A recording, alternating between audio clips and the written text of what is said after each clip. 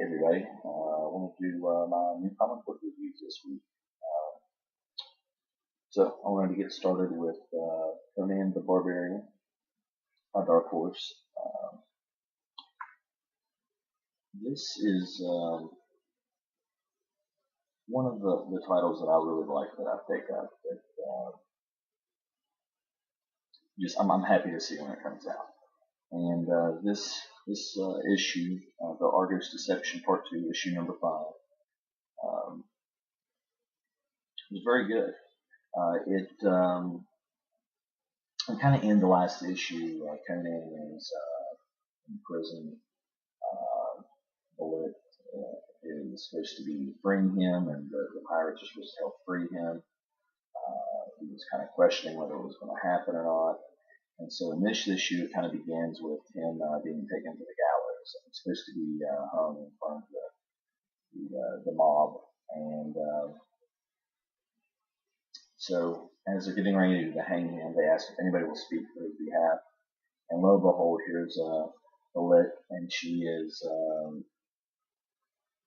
asked that he be able to fight a champion for his freedom. So they pick this huge guy. You kind of see him here on the cover with Conan fighting him, and basically the whole issue is this battle. And I just really like the way Conan is done in this series, because he's not this I can beat everyone guy with this big ego. He's really humanized in it. And there's parts in this where he doesn't look like he's going to make it. Of course he does in the end, or this would be the last issue, I guess. But it was an excellent read. I suggest if you like the sword and sorcery type titles, this is excellent. Conan the Barbarian, Brian Wood writes a very good issue. Next is The Massive. This is also a Brian Wood book, and it's issue number 1. This is something I was looking forward to coming out, because the premise of it, it's kind of there's some sort of ecological changes on the planet that is just causing great upheaval and around the world. It's causing not only the ecological problems with the earthquakes and flooding and things like this, but also the economics of it, and just supplying food to different countries. So it's not just affecting the third world countries, it's affecting the first world as well. And so this book sets up a lot of the things to come, kind of is explaining the different areas of the world and what's happening, what disasters have been going on.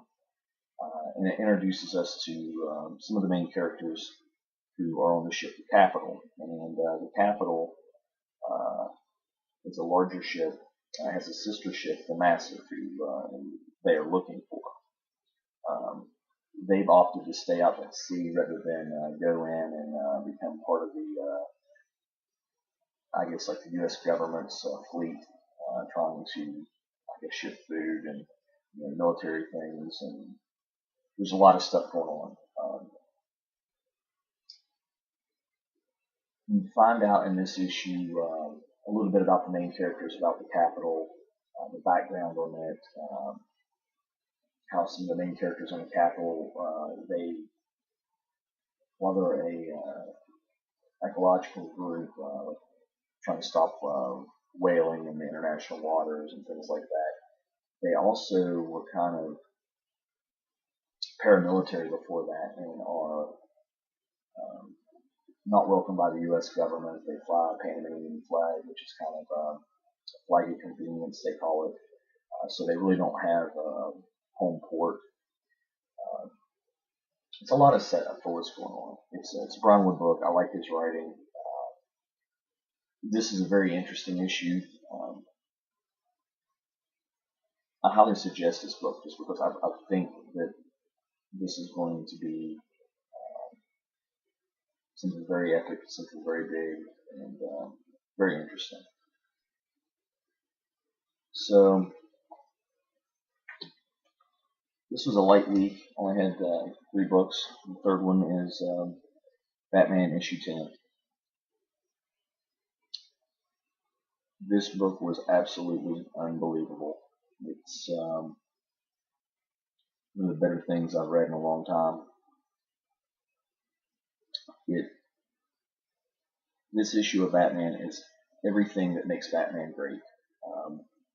Snyder, his writing is excellent. Capullo's art is just, it's meant for Batman. This, you kind of think at the beginning of this that this is the conclusion of the Court of Owls, or the Night of Owls, they've been writing. And you have Bruce, who's not slept in days. He's grizzled and tired, and he's sitting there, and Alfred's talking to him. You can see that something's weighing heavy on Bruce, and he's trying to assure him that, hey, you've taken care of the situation, and Bruce is not accepting it. He thinks there's something more. It's just seemed too easy. It appeared that the Court of Owls had kind of made a suicide pact, and he found them all dead, and he doesn't accept that as the end of it. So he goes and goes to this old hospital that's been dilapidated and no longer in use, and runs into Lincoln March. Lincoln March was, if you look back to the earlier issues of this series, was a political figure. I think he was running for mayor, that Bruce was going to support. So he goes as Batman. He runs into Lincoln March. Lincoln March shoots him with this net, and sitting there talking to him, and he's asking him, he's like, "Who am I?" And you figured it out. You know where to find me. You know about the Court of Owls. So who am I? You know who it is. You just have to say it. It plays on that for the large part of the issue, this conversation they're having.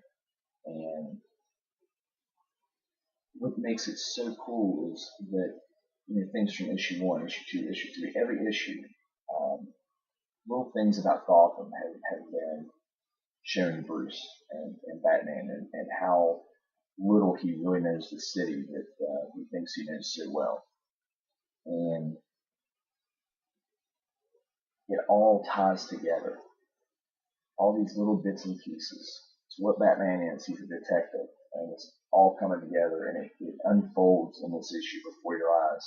And then Lincoln March tells him who he is. And I'm not going to spoil that for you who haven't read this book. If you are a Batman fan at all, go buy this.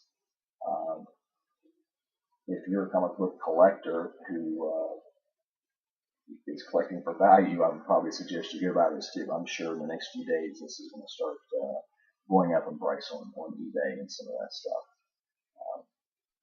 Hands down, best book of the week, pick of the week, Batman number 10.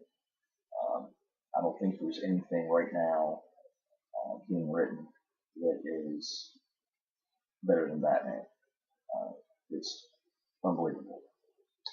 Well, thank you for listening. Please subscribe, like, comment, do any of that stuff.